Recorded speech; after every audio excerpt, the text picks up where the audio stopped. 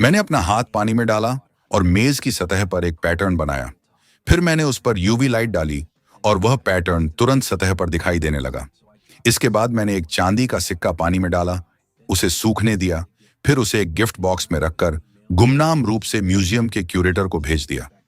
जैसा मैंने सोचा था, जैसे ही उसने सिक्का देखा, उसने उसे उठाकर ध्यान से जांचना शुरू कर दिया। यही मैं चाहता था। इसी दौरान मेरा पार्टनर पहले ही म्यूजियम के अंदर था। उसने एक कैमरा उठाया और रिकॉर्डिंग शुरू कर दी, जिससे म्यूजियम का अलार्म सिस्टम चालू हो गया।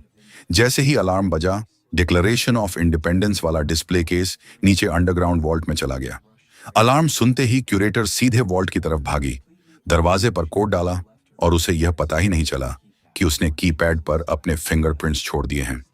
जैसे ही वह अंदर गई, मेरा दूसरा पार्टनर जो कंट्रोल रूम में था, उसने सर्वेलांस सिस्टम फ्रीज कर दिया।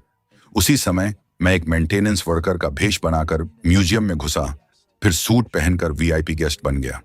मैंने आराम से क्यूरेटर को एक ग्लास वाइन दिया और बाद में उसी ग्लास को सर्विस ट्रे से उठाकर बची हुई वाइन फेंक दी और सीधे वॉशरूम चला गया। मैंने अपना तैयार किया हुआ फिंगरप्रिंट एक्सट्रैक्शन सॉल्यूशन निकाला, उसे मेडिकल कॉटन पर डाला और सील कर दिया। कुछ ही देर में ग्लास पर मौजूद फिंगरप्रिंट साफ दिखने लगे। फिंगर कॉर्ड्स पहनकर मैंने उन फिंगरप्रिंट्स को उठाया और अंडरग्राउंड वॉल्ट जाने वाले एलिवेटर की तरफ बढ़ गया। फिंगरप्रिंट की मदद से मैंने एलिवेटर का सिक्योरिटी सिस्टम खोल दिया।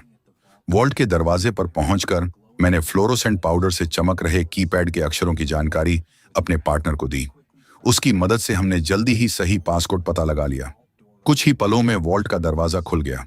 मैं सीधे सेफ के पास गया, उस पर पड़ा कपड़ा हटाया, डिक्लेरेशन ऑफ इंडिपेंडेंस को प्लास्टिक बैग में रखा और आराम से म्यूजियम से बाहर निकल गया। लेकिन क्यूरेटर को शक हो गया और वह मेरे पीछे आ गई। वह इस रहस्य को समझना चाहती थी। घर पहुंचकर मैंने एक कॉटन स्वैप को नींबू पर रगड़ा और उसका रस डॉक्यूमेंट के पीछे लगाया। कुछ देर इंतजार किया, लेकिन कुछ भी नहीं दिखा। कोई छुपा हुआ नक्शा नहीं। जब हम कंफ्यूज हो रहे थे, तब मेरे पापा ने गर्मी का इस्तेमाल करने का सुझाव दिया। हमने डॉक्यूमेंट पर गर्म हवा फूंकी और हैरानी की बात यह थी कि हल्के हल्के पैटर्न दिखने लगे। उन्हें और साफ देखने के लिए हमने हेयर ड्रायर से उसे और गर्म किया।